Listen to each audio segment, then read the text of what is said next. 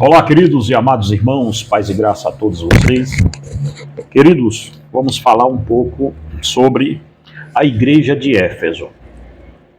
E nós vamos falar sobre a igreja de Éfeso na perspectiva de Apocalipse, capítulo 2, tá? Então, alguns esclarecimentos rápidos antes desse vídeo. Meus amados irmãos, eu irei tecer críticas aqui muito complicadas a um movimento reformado, tá? As igrejas reformadas históricas, eu irei aqui me movimentar em uma crítica, espero eu que construtiva, usando a igreja de Éfeso para isso, tá bom? Respondendo a algumas perguntas que alguém tem me feito, se eu agora sou apenas mais um crítico da fé reformada, o meu entendimento atual é que não existe fé reformada, existe uma fé em Jesus Cristo. Que isso fique muito claro aqui para nós, tá? Um outro ponto a ser observado é que eu comungo partilho da ideia de que Deus salva soberanamente as pessoas. Então, se deram a nomenclatura disso de calvinismo, do qual eu também antigamente gostava de ser chamado assim, e eu tenho esse fundamento dentro de mim, muito firme, que rege toda a minha vida, minha crença, e tudo o que eu sou é regido a partir da perspectiva de que Cristo me salvou. Tá ok? Que isso fique muito claro, que as pessoas estão me perguntando muito se eu sou ou não ainda um calvinista. Então, irmãos, se ser calvinista é ser o que vocês estão dizendo que são, mas dizem que são calvinistas e se parecem de fato com o movimento que vocês defendem, mas não se parecem nada com Jesus Cristo, então, se isto que vocês chamam de cristianismo calvinista é essa vida que vocês têm, não, eu não sou. Ok? Eu vivo uma fé prática no Filho de Deus, porque o Evangelho é praticidade. O Evangelho, ele é a vida prática. Você leu o texto, você entendeu, e você veio com esse texto para o entendimento de que Jesus Cristo é o Senhor. E como Jesus Cristo é o meu Senhor, eu vou pegar o que está escrito na Sagrada Escritura, vou trazê-lo para a minha vida, e isto vai tomar forma na minha vivência. Isto é ser um cristão. Tá ok? Então, é uma vida de santidade, uma vida de renúncia, da qual o mundo não entenderá e não passará nem perto de querer entendê-lo. Se isto aqui for ser um reformado, é viver a santidade que a Bíblia diz que temos para viver, não para alcançarmos a salvação, mas porque alcançamos a salvação, então o fruto dessa santidade, o fruto dessa salvação, ela é traduzida em santidade, em uma vida casta, em uma vida devota, em uma vida que só Cristo faz sentido para nós. Se isto é ser, se você se identifica e diz que é calvinista assim, ok, tudo bem, então parabéns, você é um cristão. Se você é um arminiano e se identifica com o que eu estou lhe dizendo, parabéns, você é um cristão. Você está deixando de ser bobo para ser um cristão. Então, dito isso, irmãos, que fique muito claro que eu irei tecer críticas aqui neste vídeo. Críticas muito pontuais ao movimento calvinista atual. Porque ele se parece e muito com a igreja de Éfeso. Não a igreja de Éfeso que Paulo escreveu, mas a igreja de Éfeso que Jesus escreveu para ela. Não é aquele Éfeso que conheceu as profundezas do amor de Deus. É aquele Éfeso que Jesus disse: tenho, porém, contra ti, que abandonaste o teu primeiro amor. É sobre este Éfeso que nós iremos tratar aqui com você. Então, se você gosta desse tipo de vídeo, fique aí, porque nós vamos tratar de coisas aqui grandiosas e gloriosas. Mas se você é um idólatra que acha que está salvo por ser um calvinista, você é só mais um tolo e vai me criticar. Então,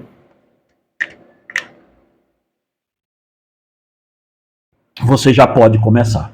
Existem tolos aqui, irmãos, que eles nem veem o vídeo.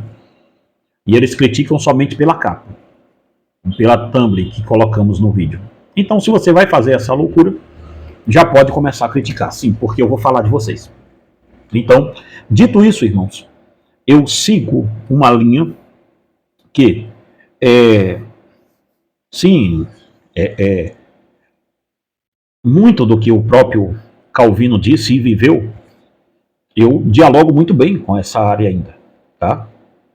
Eu só tenho medo da nomenclatura calvinista de tirar dali o brilhantismo do evangelho.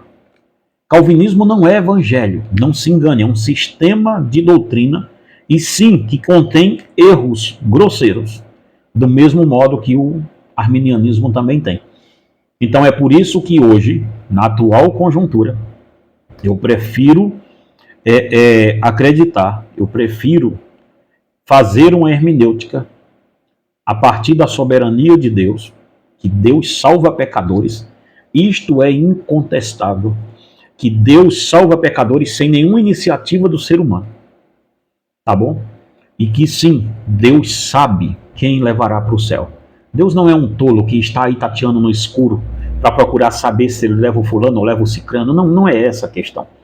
Mas creio firmemente que o maior fruto de um homem ou uma mulher que Deus chamou para a salvação, isto é expressado em santidade, em uma vida devota, em uma vida casta, em uma vida humilhada debaixo da mão de Deus. Não é uma profissão de fé vazia, como vamos falar aqui agora com vocês. Meus amados irmãos, rapidamente aqui com vocês, tá? Se vocês gostam desse tipo de conteúdo, por favor, irmãos, já tem 7 minutos de vídeo aqui, por favor, compartilhe esse vídeo com mais alguém. Principalmente da ala calvinista, compartilha, não tem perigo nenhum, não. Eu não serei mal educado com os irmãos, não. Eu amo meus irmãos. Só que compartilha, nós precisamos ouvir críticas construtivas. Críticas que irão nos fazer pensar. Que irão nos fazer perceber que nós não somos tão melhores assim. Nós não somos tão bons assim. Tá? Não sou um alheio. Eu creio.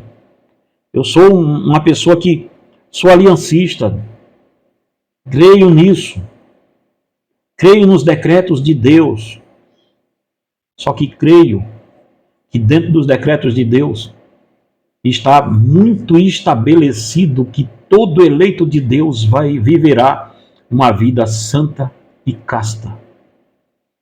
E a vida de 99,9% dos neocalvinistas hoje, que se dizem que são cristãos, a vida deles mais se parece com o diabo do que com o próprio Jesus. Tá?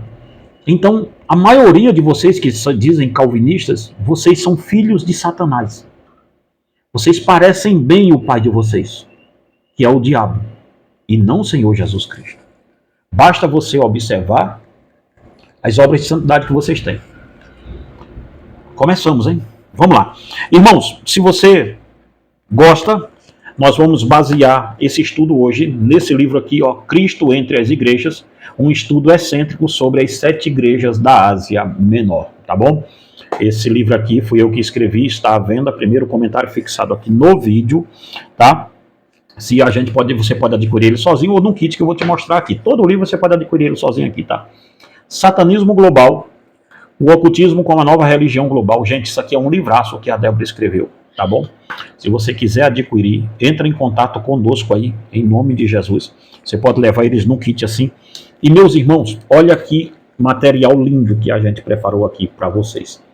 O Guia Seguro para o Céu, ele é uma abordagem sobre Mateus capítulo 5 e Mateus capítulo 6. Gente, são 2 livros, versículo por versículo do Sermão do Monte. Esse aqui, o 1, que é o Mateus 5, tem 330 páginas. Esse aqui, o 2, que é Mateus 6, ele tem cerca de 167 páginas, é isso mesmo? 169 páginas. Então percebe, Somente aqui nesses 2 livros você tem quase 500 páginas aqui, quase 500 páginas nesses 2 livros aqui, ó. Então, e eles estão numa promoção muito legal, tá? E tem também o nosso livro sobre família, gente. Resgatando a Família Tradicional Cristã. Foi eu que escrevi juntamente com a minha esposa, com a Fernanda. Tem um capítulo aqui, que foi a Fernanda que escreveu junto comigo, tá? Então, se você quiser adquirir esses 5 livros aqui, ó, vai ficar muito legal, tá? Que eu vou fazer uma promoção dele muito boa aí para vocês, tá? Na compra desses 5, a promoção vai com vocês também. E também eu te mando de presente Azazel, que é o Adventista do Sétimo Dia e a sua expiação luciferiana, tá? É um livretinho de leitura rápida, mas você vai ver por que o movimento da Adventista é tão satânico ao ponto de colocar o diabo como remidor de pecado. Meus amigos adventistas, queiram ou não queiram, é o que vocês acreditam e é o que vocês têm para hoje. Então, vamos lá para o nosso vídeo aqui e vamos começar falando sobre a igreja de Éfeso. Irmãos amados, vamos começar aqui. Éfeso, uma igreja desprovida de doutrina, mas desprovida de amor. Percebe a realidade de Éfeso, qual é que era? Éfeso era uma igreja doutrinariamente provida, mas era desprovida de amor. Compartilhe esse vídeo, irmãos, que vamos começar ele já com o pé direito, tá bom? Então perceba bem aí, em nome de Jesus. Vamos começar. Eu rogo muito a você, querido, que compartilhe o máximo esse vídeo que você puder com pessoas que vão aí poder estar conosco, tá? Vamos ver. Irmãos,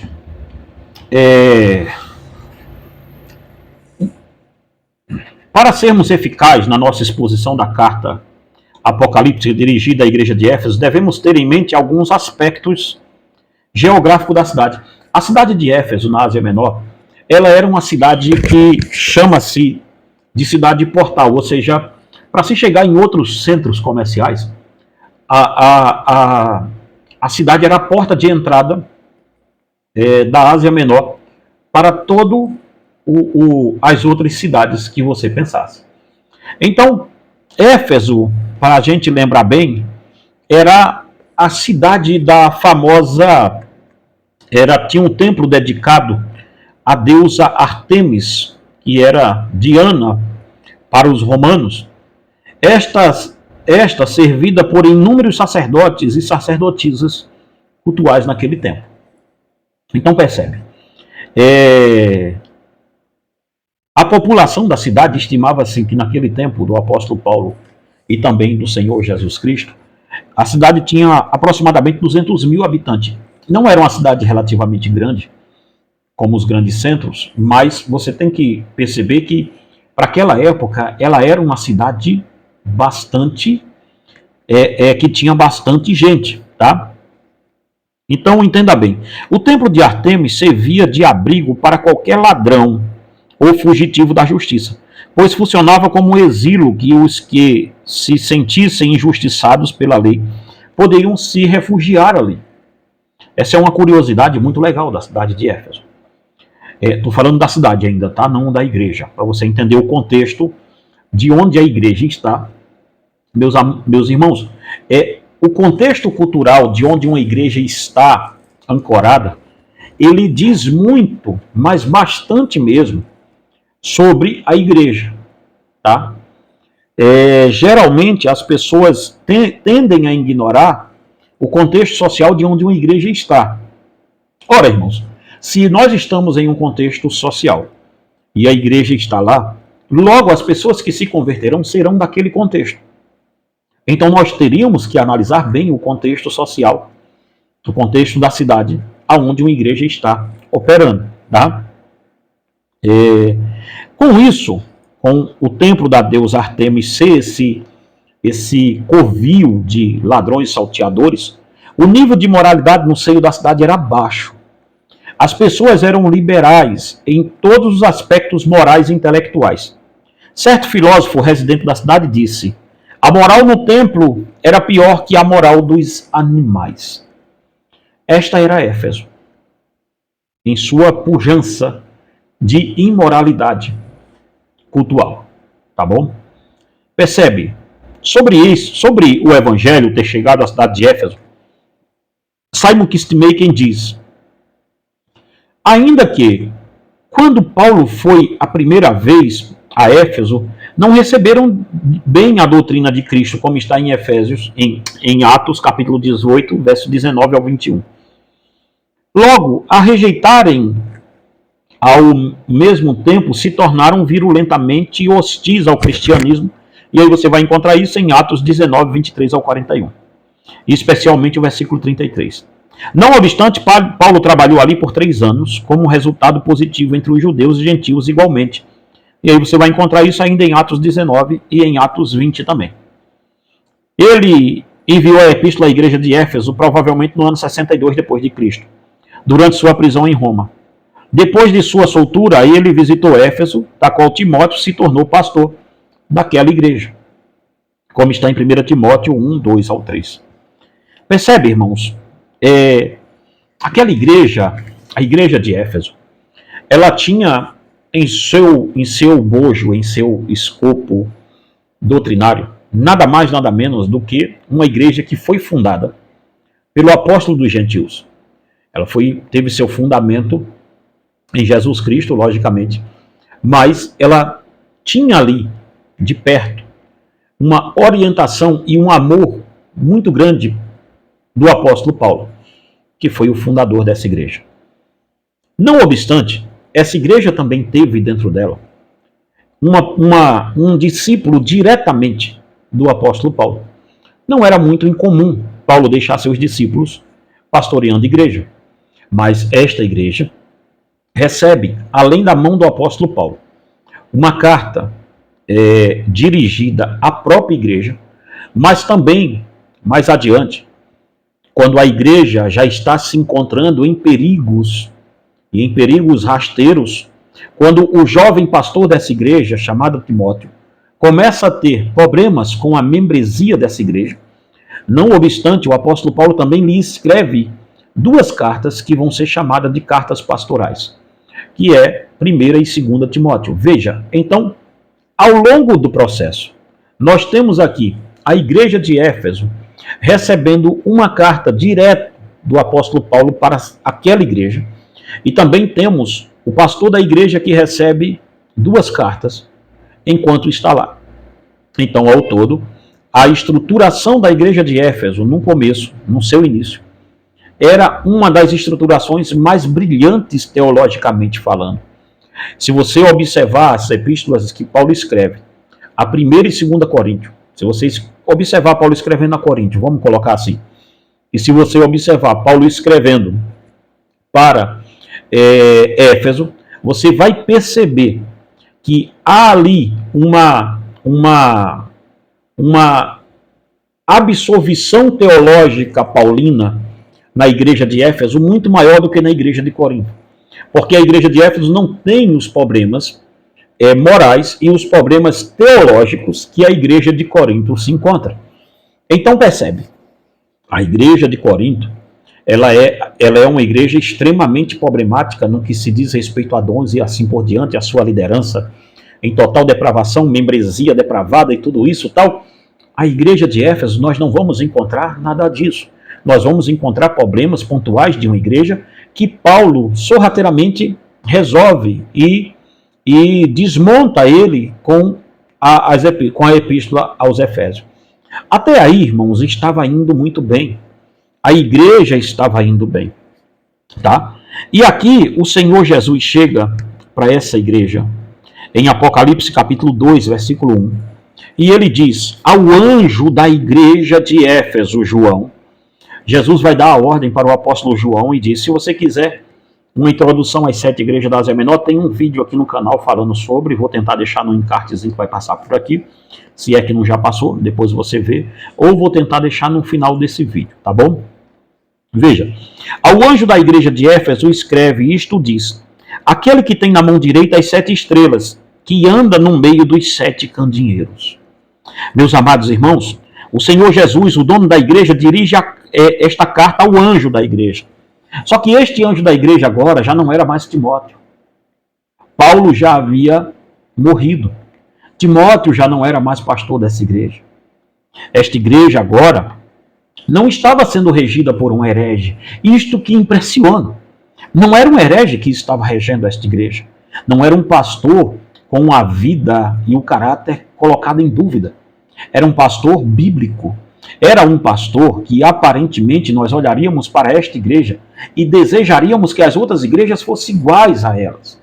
Você entende agora o porquê irei tecer críticas aqui construtivas, espero eu, tá? Ao movimento extremamente teológico que os calvinistas estão armando aqui, tanto na internet quanto fora da internet.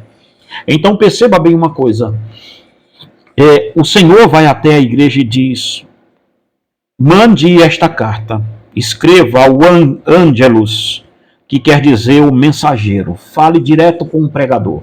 Fale direto com o anjo da igreja, com o mensageiro meu, com aquele que está dizendo que está trazendo uma mensagem minha para a igreja. É com ele que eu quero falar. Meus amados irmãos, é muito sério a carreira de um pastor. Porque Satanás, para mudar todo o curso de uma crença, ele não mudará os crentes, ele tem que mudar a pregação. Porque se ele mudar a pregação, ele muda todo o sistema. Satanás não está disposto a mudar o louvor, ele só mudou o louvor depois que ele mudou a pregação. Então entenda-me bem, logo, a crença de que o Senhor está escrevendo esta carta para alguma ser angelical fica descartada. A carta foi dirigida ao pastor da igreja de Éfeso. O Senhor dirige a sua carta para a liderança da igreja. Com isso, o mestre deixa claro que o sucesso de uma igreja está ligado diretamente com a espiritualidade do pastor, pois toda a igreja é o reflexo do pastor. Se o pastor gosta de orar, esta igreja provavelmente irá gostar de orar. Terá algumas pessoas que não gostarão, mas terá pessoas lá de muita oração. Se esse pastor gosta de ler as escrituras, muito provavelmente muita gente siga o seu exemplo. Então entenda-me, irmãos, por que a questão de Jesus dizer: escreva ao pastor da igreja? Porque é por lá que começa um avivamento e é por lá que também começa a apostasia. Sempre começará pelo púlpito. Nada em uma igreja começará fora do seu púlpito, meu amado pastor. Então você que está me vendo, saiba, não acontecerá nada na sua igreja sem que antes aconteça no seu púlpito. Não espere as pessoas, amado pastor, orar por você, porque eles não irão. É você quem deve orar pelo povo. Não espere as pessoas lerem a Bíblia mais do que você. Você deveria estar lendo muito mais do que eles. Então percebe aqui uma coisa. Você não pode, sob nenhuma hipótese, chegar ao ponto de pensar que as coisas na sua igreja vão acontecer fora do seu púlpito, porque não vão. É a partir do púlpito que começa o avivamento ou também a destruição da igreja. E o Senhor continua dizendo: aquele que tem na mão direita as 7 estrelas. Eis aqui o que o Senhor vem afirmando sempre. Ele tem os seus pastores em sua mão. Isso me leva a crer que o Senhor não perdeu de vista nenhuma liderança espiritual dessa nação. Mas chegará um tempo que ele se revelará para ela. Assim como fez a igreja, que é o alvo do nosso estudo. Ele mostra ao pastor que sabe da sua vida pessoal. Ele mostra que sabe tudo o que está acontecendo, tanto com o pastor quanto com a igreja. Irmãos, e João vai dizer aqui ainda, que anda no meio dos 7 candeeiros de ouro. Ele mostra também para a igreja que ele não está longe dela. O Senhor Jesus está dizendo: olha, eu não estou longe dos pastores, eu tenho eles na minha mão. Por mais profano, por mais perverso que seja um pastor, ele está na mão do dono da igreja. E ele está na mão de Jesus Cristo. Estar na mão de Jesus Cristo não quer dizer que Cristo irá salvá-lo. Quer dizer que você está na mão, à mercê de Jesus Cristo. E ele vai saber tratar com cada liderança dessa nação. com cada liderança de sua igreja. Saiba disso, meu amado pastor. Você está na mão de Cristo e eu estou na mão dele, e por isso eu tenho muito medo disso. Porque estar na mão de Cristo necessariamente não é um sinal de proteção. Estar na mão de Cristo necessariamente pode ser um sinal de juízo também. E nós não percebemos isso. Tá bom? Então veja, mas o Senhor diz, João diz, olha, ele anda no meio dos 7 candeeiros de ouro. Ele mostra também para a igreja que ele não está longe dela. Ele conhece todas as obras da sua igreja, pois anda no meio dela. Ele não está distante, mas vive entre elas. Meus amados irmãos, por mais que nós tentemos dizer que esta igreja ou aquela, Jesus não está lá, saiba, ele anda no meio dos seus candeeiros de ouro. Todos os 7 candeeiros, somente 2 não tinham problemas de repreensões reprováveis e eram chamados de candeeiro de ouro, mas os outros também foram chamados assim. Então percebe bem uma coisa, todas as igrejas, inclusive Laodiceia, Sardes, Tiatira, todas elas são chamadas de candeeiros de ouro. E o impressionante, meu amado irmão, é que em todas elas tinha um remanescente. Tinha alguém ali que ainda não se contaminou com Jezabel. Tinha alguém ali que estava para morrer e não morreu. Tinha alguém ali que não tinha, que ainda tinha esperança para ele. Ou seja, em todo o tempo, em toda a igreja, Cristo tem alguém lá como remanescente. Então pare de achar, para a gente começar, que só existe vida dentro da sua igreja. Que só existe salvação dentro do seu sistema teológico, porque isto não é verdadeiro. Isto não é verdadeiro. Nas 7 igrejas pode soar estranho para você porque você não lê uma onça chamada Bíblia. Você lê confissão de fé. Pode nos parecer muito estranho isso. Mas saibam, eu vou lhe contar um segredo. Segredo. Cristo não está preso ao que você acha. Pode parecer estranho, mas Jesus não é calvinista. Pode parecer estranho, mas Jesus não é arminiano. Pode parecer muito estranho isso, mas ele não é. Ele anda no meio dos 7 candeeiros. A igreja é dele. O povo é dele. Ele não vem buscar placas de sua igreja nem da sua confissão de fé. Ele vem buscar aquele que professe a fé nele. E muitos me dirão naquele dia, Senhor, Senhor, no teu nome curei, expulsei demônios, falei línguas, e eu lhe direi abertamente, apartai-vos vós, apartai-vos de mim, maldito, que não vos conheço, nunca vi você na vida. Nós estamos acostumados demais, irmãos, com a confissão de fé, mas não estamos acostumados com a fé da confissão. Essa é a realidade nossa. E é esta uma das críticas fortíssimas que eu tenho ao calvinismo hoje em dia.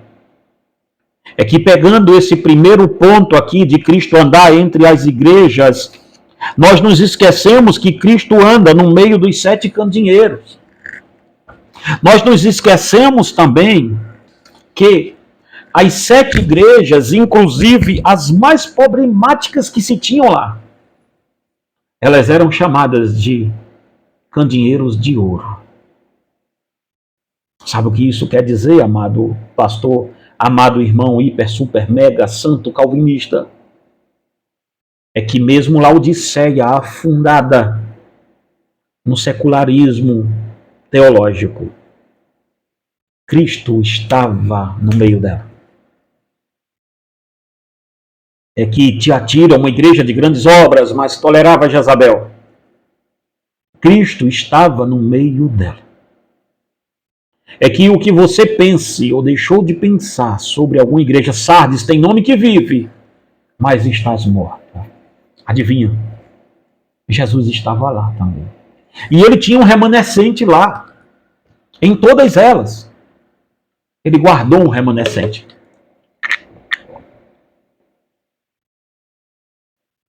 Em todo o tempo, irmãos.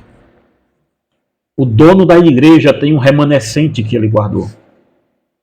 Não pense você que você ficará à mercê, que somente a sua denominação pode salvar alguém. Doce engano. Porque tem gente hoje achando que fora do calvinismo não existe salvação. Irmãos, eu sou um missionário, sou um evangelista. Eu vivo evangelizando pessoas. Temos um trabalho de evangelismo aqui, eu, minha filha e minha esposa, gigantesco com criança. Nós evangelizamos criança. E vou lhe ser muito sincero, esse debate que nós travamos aqui na internet sobre quem nasceu primeiro, o ovo ou a galinha, se é assim ou se não é assim, saiba de uma coisa. Na vida real, ele é irrelevante. Porque no final, é Cristo. Cristo, o dono da igreja. É Cristo quem salva. É Cristo quem conduz a salvação. Então não pense você, hora nenhuma, que você será salvo porque você tem uma confissão de fé ajustada. Porque você tem ali conceitos teológicos dos 5 solas, de Dort e assim por diante. Mas a sua vida parece-se mais com o diabo. Essa aqui é a questão. Percebe uma coisa? Vamos mais avante. Então lembre-se, Cristo anda entre os seus candeeiros. E os candeeiros são de ouro. É ruim ouvir isso, eu sei, mas é a verdade. O Senhor Jesus, o sumo sacerdote da igreja, é quem coloca o azeite dentro dela, para que ela mostre luz, a luz do Evangelho. Uma igreja autêntica tem que ter o azeite de Deus dentro dela. Tem que ter o Espírito Santo. Mas perceba que quem abastece a igreja é Ele. Quem abastece a igreja com o azeite do Espírito Santo é o dono da igreja. É quem morreu por ela. E ele vem ao pastor da igreja, em Apocalipse 2, e diz: eu conheço as tuas obras e o teu trabalho. E a tua perseverança é que não podes suportar os maus, e que puseste à prova os que se dizem apóstolos e não são, e os achastes mentirosos. Veja, ao revelar e demonstrar que detém os pastores em suas mãos, ele afirma que está se dirigindo àquele pastor. E o Senhor, que conhece todas as obras, tanto do pastor quanto da igreja. Ninguém conseguirá esconder-se dele, como está em Hebreus 4:13, Salmo 1:6 e Salmos 33, verso 13 ao 15. Ninguém pode fugir dos olhos do Senhor. E o Senhor diz ao pastor daquela igreja: eu conheço suas obras.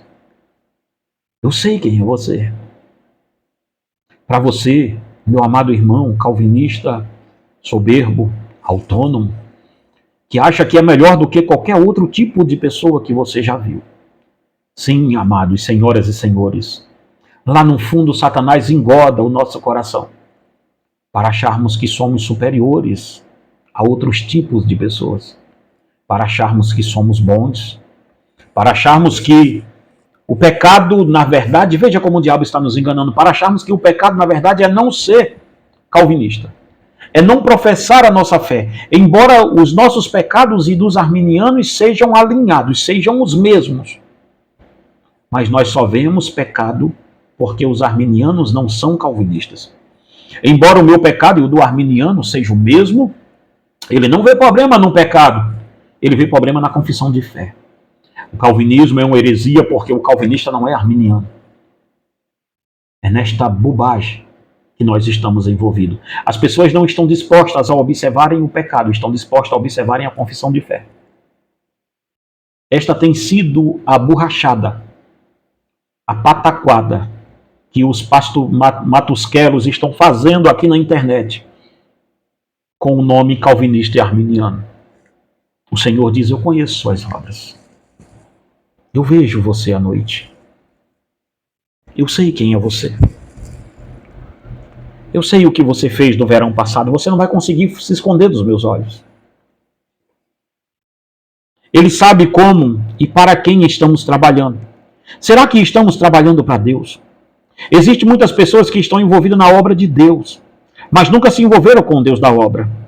Segundo a Sagrada Escritura, o homem pode passar a vida inteira trabalhando na obra de Deus E mesmo assim ser um hipócrita, como está em Mateus 7, 22. Veja, nós podemos, irmãos, como pastores, como obreiros, trabalharmos na obra de Deus a nossa vida inteira. E mesmo assim, ao final da nossa vida, descobrirmos que nunca andamos 1 hora, nem 5 minutos com o Deus da obra na qual estávamos trabalhando. Nós podemos trabalhar na obra de Deus como trabalhar em uma multinacional, em uma empresa internacional, vamos dizer assim, em que a empresa é conhecidíssima no mundo inteiro. Nós podemos trabalhar nisso. E mesmo assim nunca conhecer o CEO daquela empresa. Nunca conhecer o dono daquela empresa. Percebe? Você pode trabalhar em uma grande empresa, mas isso não quer dizer que você é amigo do dono dessa empresa. Este é a maioria do retrato nosso dentro da igreja hoje.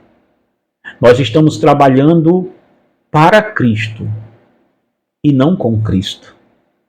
Nós estamos trabalhando na obra de Deus, na empresa, vamos dizer assim, mas nunca conhecemos o dono dela. Nós estamos dentro da igreja, irmão, na maioria das vezes, e somos bons teólogos, somos pessoas boas do ponto de vista teológico, somos pessoas que entendemos bem a mecânica, e isto você pode se apegar a este evangelho intelectualizado que temos hoje e achar que a conversão no intelecto é o segredo.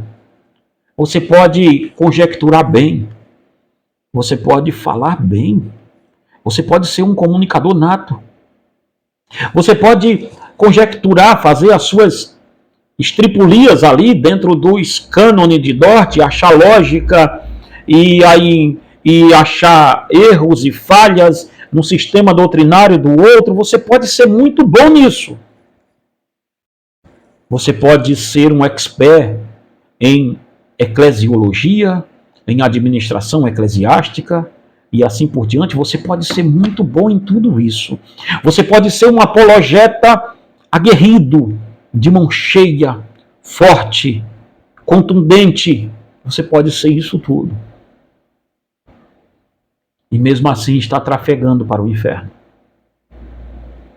Porque isto tudo que eu falei até agora são trabalhos, departamentos da obra de Deus que qualquer pessoa pode fazer. Qualquer pessoa pode estar aí e fazer.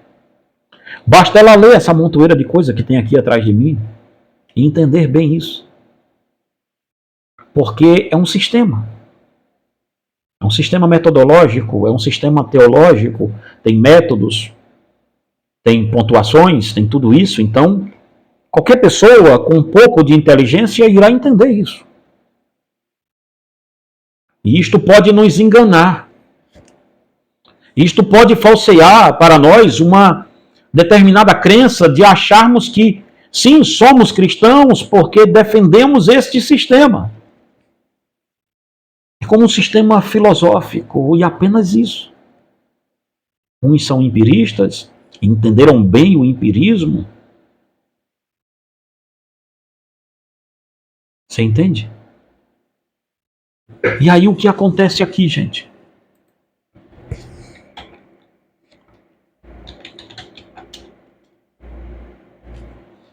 Ou seja, uns são empiristas, outros racionalistas. É mais ou menos a briga do arminianismo com o calvinismo. Está cheio de arminiano aí indo para o inferno, mas muito mesmo, não poucos. Porque eles não são cristãos, eles não são seguidores de Jesus.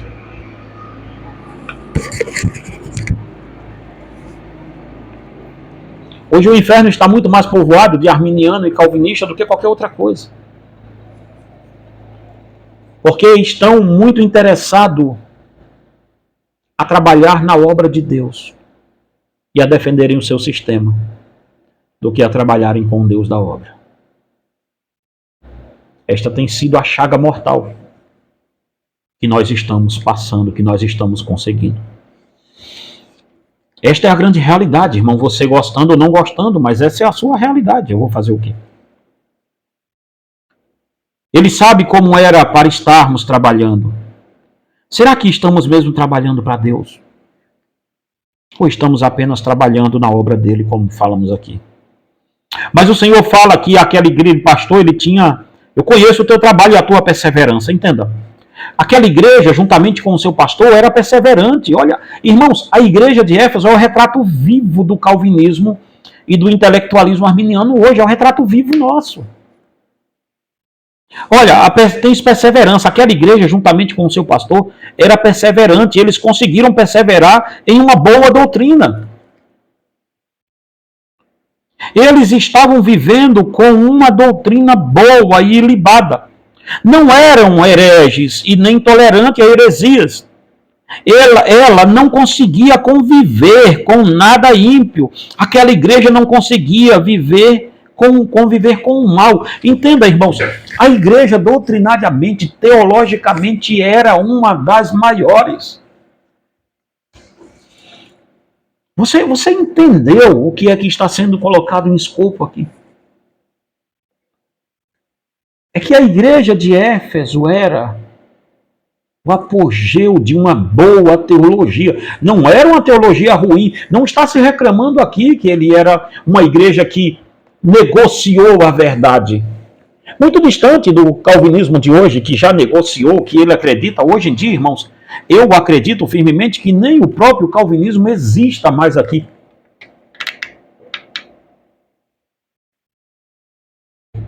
Próprias igrejas batistas, igrejas presbiterianas, hoje, o seu calvinismo é um calvinismo vendido, barato, rasteiro, embusteiro. Não tem nada de calvinismo aí mais. Tenham vergonha na cara de vocês. Digam o óbvio. O que vocês têm são congregações pequenas ainda que resistem ainda ali em uma boa doutrina. Mas eu tenho que observar bem se a igreja presbiteriana do Brasil, juntamente com as igrejas batistas reformadas, se elas não estão mais para Laodiceia do que para Éfeso, porque a igreja de Éfeso, vocês estão bem longe disso. Porque perseverar em doutrina, vocês já não perseveram faz, olha, muito tempo. Tá? Então, eu tenho que observar bem, tomar muito cuidado com o tema desse vídeo, para eu não prejudicar a igreja de Éfeso, porque as igrejas calvinistas brasileiras, na pessoa das igrejas presbiterianas e na pessoa das igrejas batistas, comparar elas com Éfeso, eu comparo vocês mais com Laodiceia. Ou com... Deixa eu me ver aqui para eu não errar o termo da igreja, cadê? Eu comparo hoje vocês, deixa eu me achar ela aqui bem. Eu comparo vocês hoje com Pérgamo, que era uma igreja doutrinariamente pervertida. Eu tenho que tomar muito cuidado, tá? Com o que eu estou falando aqui, para a igreja de Éfeso não vir atrás de mim depois me criticar, me censurar. Porque comparar o movimento reformado hoje do Brasil, é melhor comparar vocês com Pérgamo. Porque hoje o presbiterianismo e as igrejas batistas que se dizem reformados estão a ano-luz do que é calvinismo. Não existe calvinismo aí. Isso é bobagem, isso é balela. O que existe aí é um movimento tentando aparecer, dizer que é diferente, é tipo igrejas reformadas hoje, em sua maioria, mas em maioria esmagadora. E por maioria, de novo, 99,99999%. Tá? Hoje vocês estão dizendo que são diferentes, mas é tipo Nescau 2.0, é igual, mas diferente. Não tem diferença nenhuma das outras, não. Então eu vou considerar ainda algum tipo de intelectualismo que se tenha dentro dessa Babilônia que é vocês, para tentar aí segurar uma ideia aqui no vídeo, tá? Mas lá dentro eu sei que vocês estão muito longe disso aqui já, mas muito longe mesmo. Então entenda, a igreja tinha perseverança, ela tinha uma boa confissão de fé. E os seus membros estavam dispostos a defender a confissão de fé. Veja bem isso aqui. Olhe bem, depois se vocês puderem, irmão, adquire esse livro aqui, ó. Tá? Primeiro comentário fixado do vídeo aí. Adquire ele. Esse vídeo vai ficar um pouco maior do que os outros, tá? Se você tiver paciência, vamos colher coisas boas aqui. Vamos ver. E que não pode suportar os maus, veja. E que não pode tolerar malfeitores. Um autêntico cristão jamais viverá em harmonia com alguém que é perverso. O crente viverá inconformado com o estilo de vida daqueles que se dizem ser crente, mas vive como bestas selvagens, como está em Romanos 12:2. Olhe bem. Quando um crente coloca o seu coração à disposição do Senhor Jesus, ele jamais conseguirá ceder nenhum espaço para os maus. Estes malfeitores aqui parecem estar conectados com os falsos apóstolos e entraram na igreja com o intuito de perturbá-las. Percebe? Malfeitores têm a ver com os agitadores da doutrina e assim por diante. E o Senhor diz, olha, você não consegue conviver com isso. Isso é positivo. Isto é muito bom.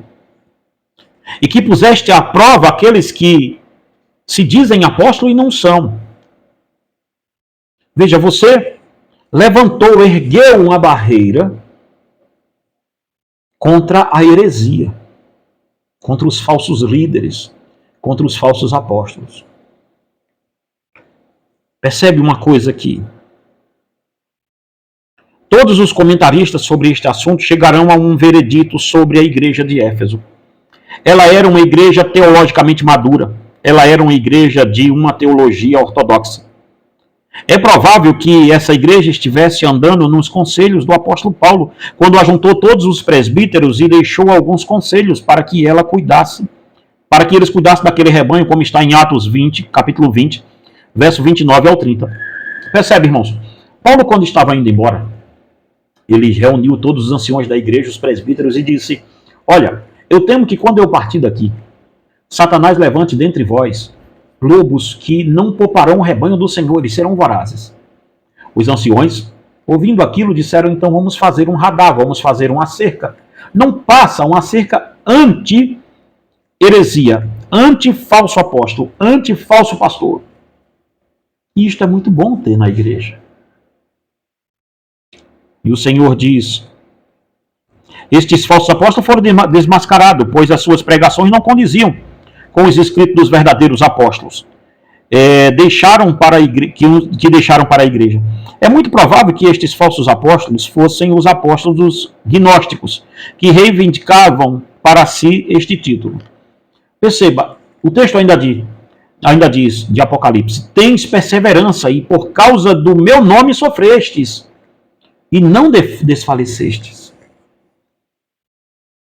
A perseverança é outra vez enfatizada aqui. Isto nos mostra que o zelo pela doutrina era algo notável nesta igreja.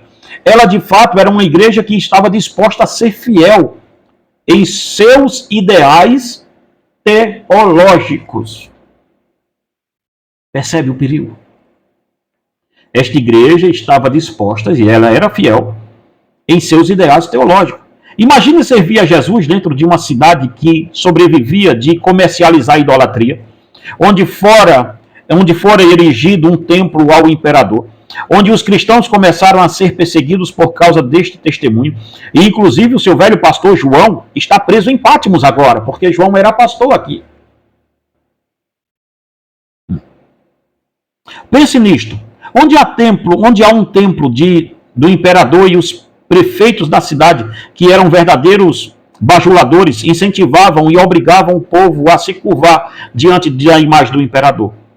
O templo de Sebastói fora dedicado para o culto ao imperador. Lá era cultuada a família de Vespasiano, Tito, Domiciano. Imagine ser cristão em um lugar hostil como este.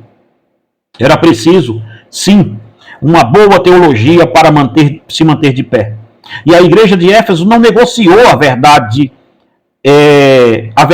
Ela vivia com pujança de uma ortodoxia teológica bem ajustada. Ela estava mesmo disposta a morrer por amor à sua teologia. Ela sofria por isso. Percebe, irmãos? Jesus não está dizendo que uma igreja deve ser desajustada. Jesus está elogiando e dizendo, sim, vocês têm ao seu favor que vocês têm uma boa teologia, vocês têm uma boa confissão de fé, vocês têm uma estruturação muito boa. Vocês deveriam fazer isso. Não é errado ter isso. Isto é o correto de se fazer. Imagine quantas igrejas venderam a verdade, negociaram o santo, não fizeram separação entre heresia e doutrina, misturaram o culto a Deus com os cultos aos demônios. O misticismo permeia e tergiversa a porta das igrejas. E o certo é que nós já não sabemos mais o que é culto e o que é show. A Bíblia não é mais a fonte da igreja. Agora ela tem que atrair as pessoas pelas técnicas de outras religiões. Tudo foi negociado. Antes de levantarmos qualquer censura contra a igreja de Éfeso, devemos olhar bem para nós. Devemos sempre lembrar que, em meio à cidade idólatra do primeiro século da era cristã, ela se manteve fiel em seu comprometimento doutrinário. O Senhor tece toda esta questão para aquela igreja e diz: você está certa, Éfeso. Você não está errada. Está tudo bem. Você tem que ter isso.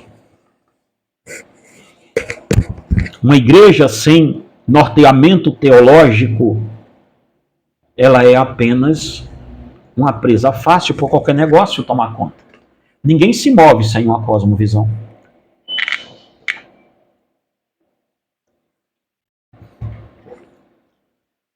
Nós não estamos dizendo que uma igreja não deva ter. Ao contrário. Estamos dizendo que o Senhor Jesus aplaudiu a igreja por isso.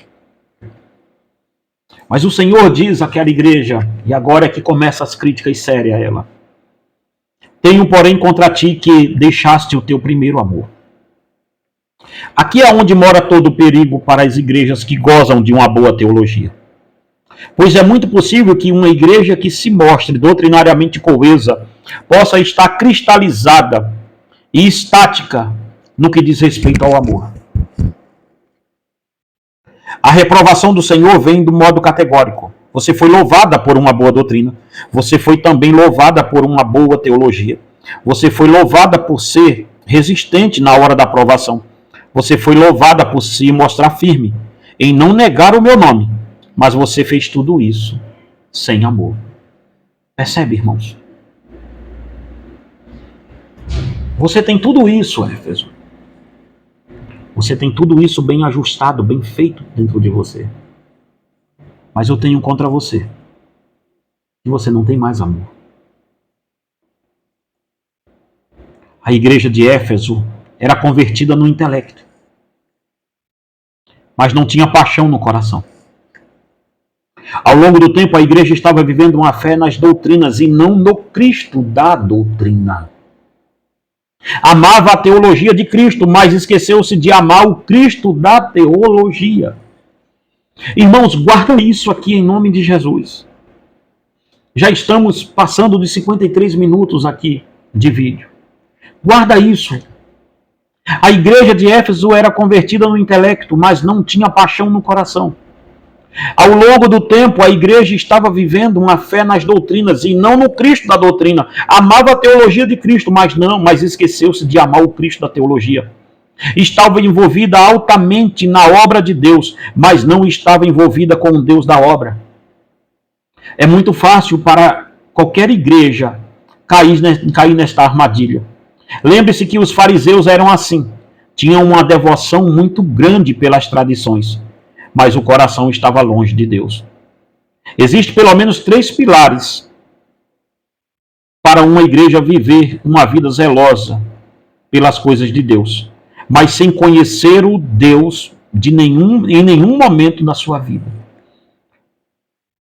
Eu vou citar aqui uma citação aqui, que eu faço nesse livro aqui, que está nesse aqui. Nesse livro aqui você vai encontrar a doutrina dos fariseus, no Manifesto de Jesus, num Guia Seguro para o Céu, parte 1. Você vai encontrar aqui a doutrina dos fariseus. Gente, era uma doutrina que você tem que observar essa perspectiva aqui. É muito interessante. Mas eu citarei ela rapidamente dentro desse livro aqui também, tá? Que eu estou lendo. Percebe uma coisa. A doutrina dos fariseus, ela era um tripé. Ela era baseada no tradicionalismo, no formalismo e no legalismo. Percebe? Tradicionalismo é algo golpeante para qualquer pessoa que tente buscar a Deus. Irmãos, as igrejas de hoje, academizadas, principalmente as calvinistas, nós estamos nos tornando fariseus do ponto de vista intelectual. Não um fariseu com roupa, mas um fariseu do ponto de vista intelectual, sim. É duro dizer isso a você, mas é a grande realidade nossa, gente. Não deveríamos ficar com raiva de quem está falando, deveríamos ficar com raiva de quem não está falando isso. Percebe aqui, para a gente ir para os finalmente desse vídeo, senão ele vai ficar imenso. Tradicionalismo é algo golpeante para qualquer pessoa que tente buscar a Deus. Certa feita o Senhor Jesus falou para os fariseus que eles evangelizavam e andavam muito para fazer um prosélito. Mas depois que esta pessoa se convertia, virava filho do diabo 2 vezes, como está em Mateus 23:15. Percebe? Isto porque os prosélitos que os fariseus faziam eram logo tragados pelas correntes do tradicionalismo, pois os novos procuravam rapidamente se amoldar ao estilo de vida dos mais antigos. O tradicionalismo, ele se baseia nas tradições e não nas escrituras. Ele se baseia no orgulho do antiquário, de dizer, somos antigos. Os puritanos disseram. Já não é mais o que Jesus disse. E se tem alguém aqui amante da teologia puritana, este cara sou eu. Tá? Os puritanos disseram. Calvino disse. Fulano disse. Nossa confissão de fé, nossos catecismos de Heidelberg, confissão de Westminster, tudo isso soa como um bálsamo na nossa alma. Mas o Santo Livro de Deus e o Deus do Santo Livro nós não conhecemos. Somos tradicionalistas. E como bons tradicionalistas, os fariseus também eram formalistas. O que é formalismo? O formalismo exalta a maneira e as práticas religiosas. O formalismo leva a pessoa a adorar os mecanismos do culto e não cultuar a Deus. O formalista tem um parâmetro bacana de culto, mas isso não passa de uma adoração morta, uma ortodoxia engessada. Entenda, meus irmãos, a nossa ortodoxia, a nossa liturgia de culto, dentro do escopo reformado, nossa igreja tem essa liturgia. A liturgia do nosso culto é linda, é simples. Não tem megas estrelas, agora tem, tá? Agora tem, de novo. Quando eu falar aqui, tira a igreja de vocês que são reformados, presbiteriano, batista, tira vocês fora disso aí. Tá? Porque vocês não é nada disso que eu estou falando aqui quando se fala de simplicidade hoje em dia. A igreja de vocês e uma igreja pentecostal está no mesmo pé aí de culto, tá? Para de falar mal das igrejas pentecostal, pelo amor de Deus, porque vocês estão bem pior. Mas perceba bem, a liturgia, nós podemos entrar lá em uma igreja e adorar a liturgia do culto e não ao Deus do culto. O fariseu fazia isso porque era formalista. O fariseu adorava as formas e não a Deus. Ora, irmãos, vai dizer que os reformados não fazem isso? Vocês não leem a Bíblia, vocês leem quando lê, me perdoe, tá? Quando lê. Vocês leem uns catecismozinhos dessa grossura aqui e acham que viraram expert no negócio e vão para a internet ensinar os outros. Percebam, não é mais o que o texto sagrado diz. É a forma, é o formato, é a formatação da coisa. Então, para a gente ir mais avante, este é o formalismo. O formalismo é uma ortodoxia engessada que se adora a ortodoxia e não mais ao Deus do culto. Não se adora Deus no culto, se adora o culto, se adora a ortodoxia. Um outro ponto que os fariseus eram, e aí vem o legalismo. O legalismo é uma grande obra de Satanás, pois este pilar da doutrina dos fariseus concentra toda a sua atenção no comprometimento humano, no comportamento humano. Logo, esta moléstia chamada legalismo cria uma lista de normas que servem para negar os supostos, reger os supostos crentes que andam guiados por ela. Percebe, irmãos? Nós não somos muito longe dos legalistas. Vocês é que têm uma ideia errada que legalismo é somente roupa. Não, o legalismo é a forma. É quando vocês ditam que fora de vocês não existe salvação. Que fora de vocês não existe o que se fazer. Eu tenho recebido relatos aqui impressionantes. Impressionantes. De pessoas que se acham tão santas no meio calvinista que não deixam filhos brincarem com outros tipos de, vamos supor, uma suposição, tá? Minha filha foi criada no escopo reformado, eu não deixo ela brincar com crianças que estão sendo criadas no escopo pentecostal. É uma loucura isso. Mas está acontecendo. Como somos santos desse jeito? Percebe? Para a gente ir avante nesse vídeo e terminar, para ele não ficar, ele já está muito grande, vocês me perdoam. A igreja de Éfeso estava vivendo uma fé totalmente nominal. O seu amor à doutrina superou o amor a Cristo. Esta linha de medir em nosso coração é tão fina que quase não percebemos.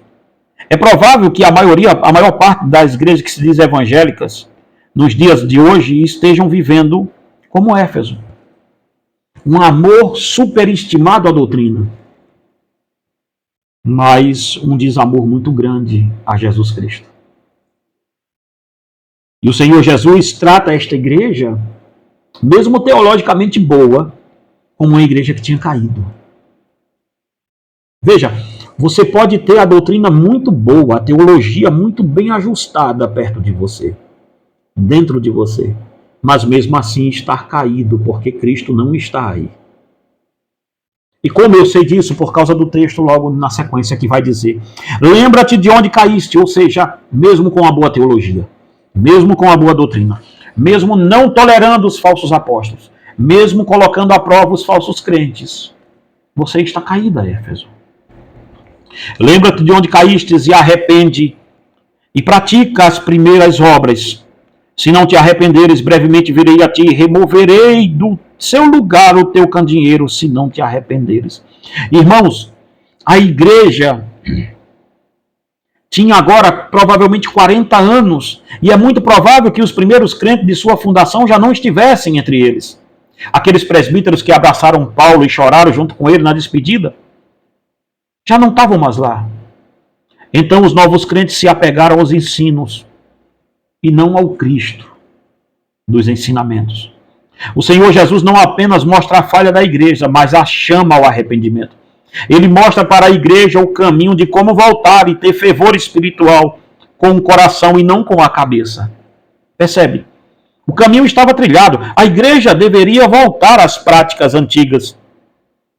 Voltar a ser amorosa ao ponto do apóstolo chamar os irmãos para conhecer a profundeza do amor de Deus.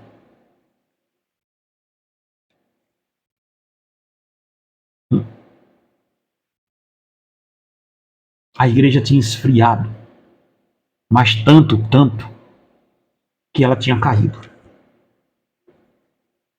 Os efésios tinham um marco, um ponto a ser seguido, uma marca a ser procurada. Uma igreja que teve uma boa história pode viver citando os seus antepassados, mas as suas práticas serem totalmente aquém daquilo que eles fizeram. E aqui eu quero que você preste muita atenção nisso para eu terminar. Hoje estamos vendo muitos pregadores citarem os pais da igreja, citarem demais homens mortos, frases e sermões de homens mortos da reforma estão na moda. Mas a igreja nunca foi tão profana. É mais fácil você encontrar citações de Spurgeon na internet do que a palavra do próprio Cristo. Um computador ou um aparelho de TV pode até transmitir uma boa mensagem de um pregador, mas a máquina que está transmitindo aquela mensagem nunca se converterá, pois ela não passa de uma máquina. Os homens estão se tornando quais essas máquinas? Que cita frases de efeito, mas não as sente. E o Senhor diz àquela igreja, se você não se arrepender, é a única igreja, irmãos, teologicamente coesa, firme, que o Senhor diz que está caída, e que o Senhor ameaça em fechar-lhe as portas. Que o Senhor diz, se você não voltar, brevemente virei a ti e removerei do seu lugar o seu candeeiro, se não te arrepender. A palavra vem em um tom de promessa, pois Cristo faz ameaças. Cristo não faz ameaças. Se os efésios não se arrependerem, teriam seu candeeiro arrancado. Todo cristianismo nominal terá uma destruição natural. Veja o que eu escrevi aqui. Todo cristianismo nominal terá uma destruição natural. Pois um cristianismo sem Cristo é o mesmo que uma árvore sem raiz. É o mesmo que um grande edifício sem fundamentos. É como alguém que ergue uma grande casa sobre a areia do mar. No primeiro vento que der, ele vai cair. Está vendo você? Olhe para a Europa. E veja, foi o berço da reforma. E veja como ela está hoje. Olhe para os Estados Unidos. Foram os puritanos, junto com outros que fundaram aquele país. E olhe como ele está hoje. Percebe, irmãos, que se converter aqui somente não vai resolver o seu problema. A igreja de Éfeso recebe o ultimato do Senhor. Ou você volta, ou eu arranco o candeeiro de você, ou eu derrubo o seu candeeiro, ou eu fecho as portas desse movimento. A reforma só existe hoje, o meio calvinista reformado só existe hoje no Brasil, em algumas congregações muito pequenas.